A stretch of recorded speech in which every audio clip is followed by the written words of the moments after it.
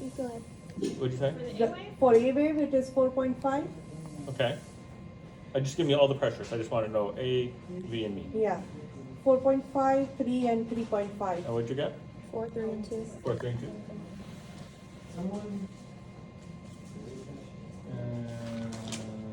What did you use for X descent? 0.5. About 0.5. It's greater than 0, so about 0.5. So 4.5, 3.5, and 2, or 4.5, 3.5, 3 point. and 3, somewhere around there. So around those numbers. Okay. Next pressure I gave you was this one.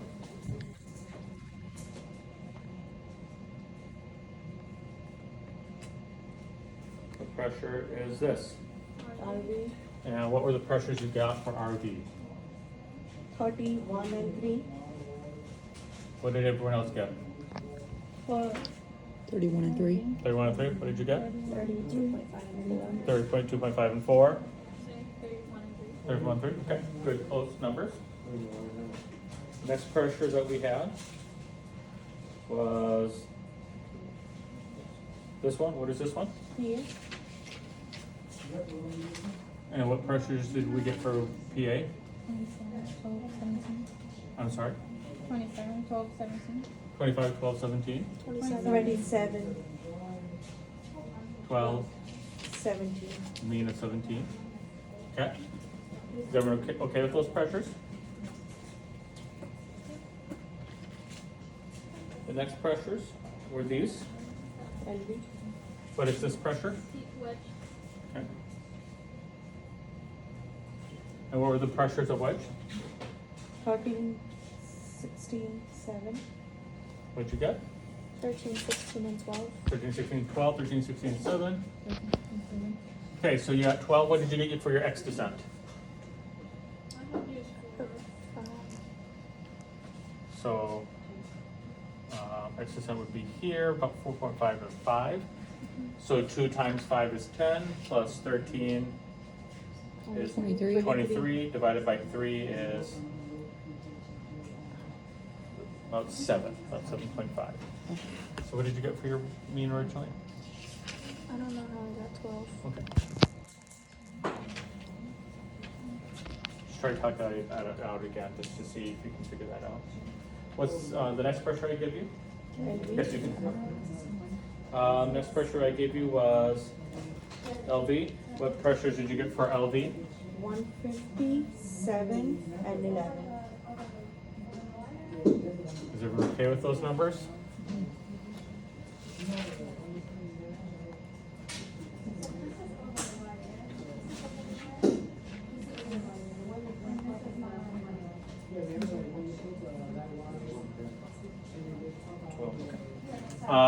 And finally for AO, that was your last one.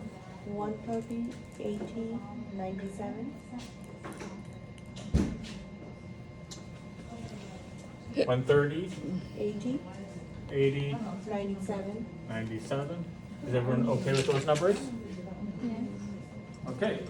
What pathology did you say this patient had, or pathologies did you say this patient had? Aortic stenosis How do you know it's aortic stenosis?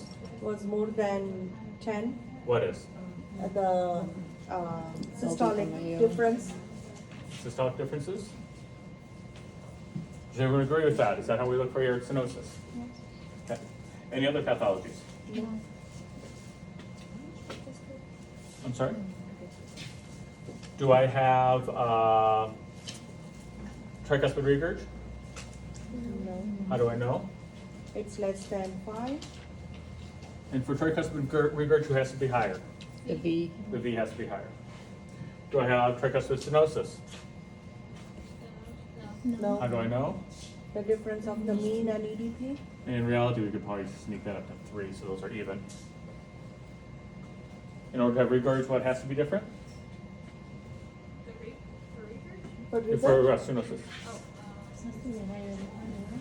less than, more Has to be than more 5. than 5, that's correct. And the mean has to be higher than the EDP by more than 5. Do I have pulmonic stenosis? How do you know?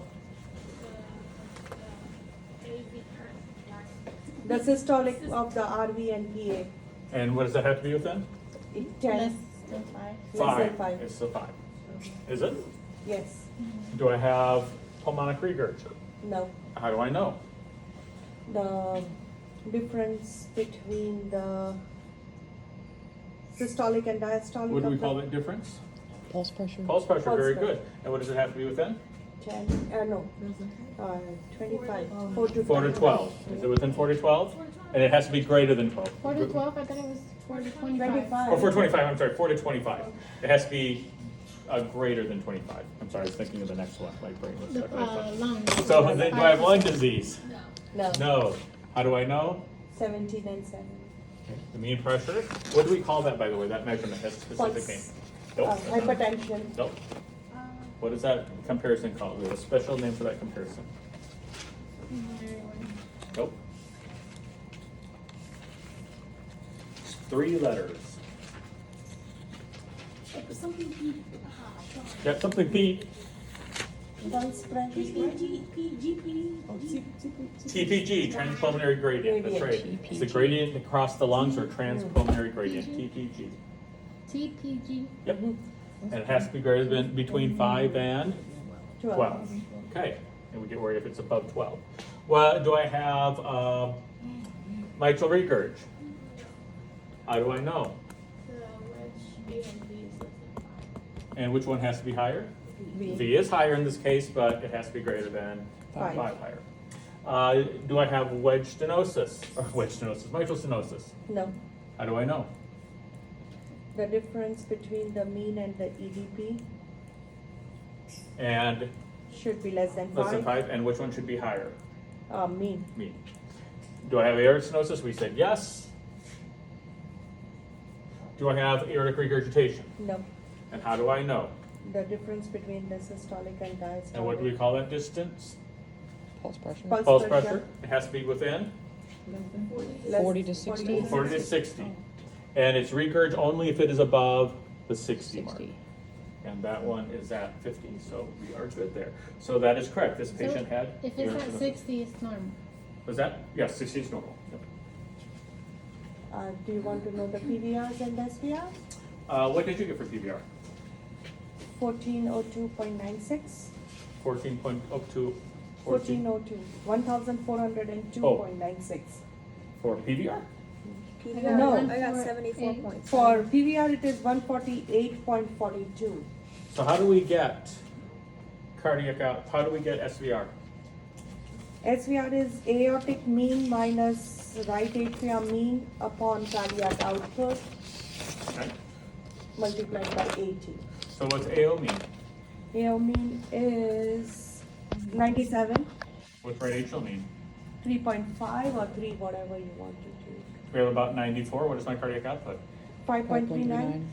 What's 94 divided by 5.39? 17.35. And what's that times 80? 1,388. I'm sorry? 1,388. 1,380.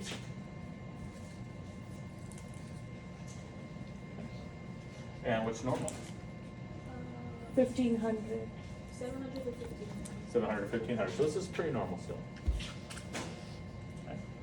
How do I, what did you get from PVR? 148.42. Did we get about 148? That's the only one I didn't get finished. 80. I got 148.8. halfway through the problem. So how do I get SVR? PA mean minus. Go ahead, Agar. So we have PA 17 minus 7, so that's 10 divided by 5.39. What'd you get? 0.34. 1.86 times 80 is 148.8. 48.8. That's high. That is fine. Yep. Okay, and that's how we do that. Getting what- all the information from the patient. So we took all the information from the patient and the information, or from the patient's chart, and from lab values, patients from the hemodynamics, and we can identify pathologies and normal values. So is the person's cardiac output normal or abnormal? Normal. Normal. Despite aortic stenosis, the patient is still able to maintain a normal cardiac output. Do you think we need to replace this valve? Yeah. No. And we'll talk about that more next semester. His cardiac output is fine, even though he has aortic stenosis, probably pretty moderate aortic stenosis here. His cardiac output, his heart's able to adapt still. It doesn't have to go too fast to adapt.